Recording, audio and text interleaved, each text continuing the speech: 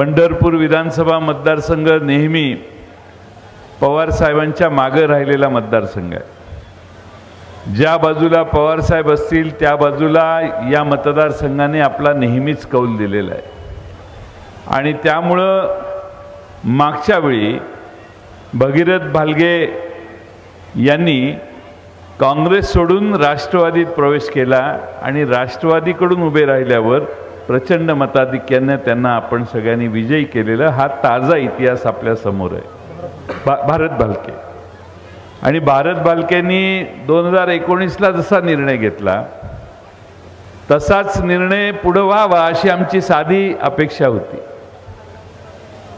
काही लोकांनी आमच्या पक्षाकडे येऊन इंटरव्ह्यू देखील दिले, जसे अनिल दादांनी दिला तसा भगीरथने देखील इंटरव्ह्यू दिलेला होता।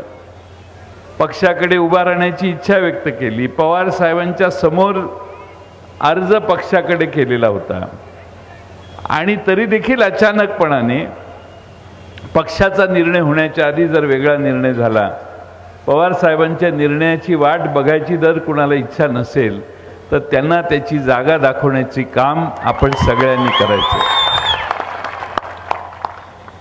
पवार साहेबांचा निर्णय शिरसावंद्य मानून या मतदारसंघातल्या सगळ्यांनी अनिल दादा सावंत यांना पाठिंबा दिल्यावर विजयसिंह मोहिते पाटील दादांनी देखील त्याला मान्यता दिल्यावर या मतदारसंघामध्ये अनिल दादा सावंत हे आता आपले अधिकृत उमेदवार आहेत।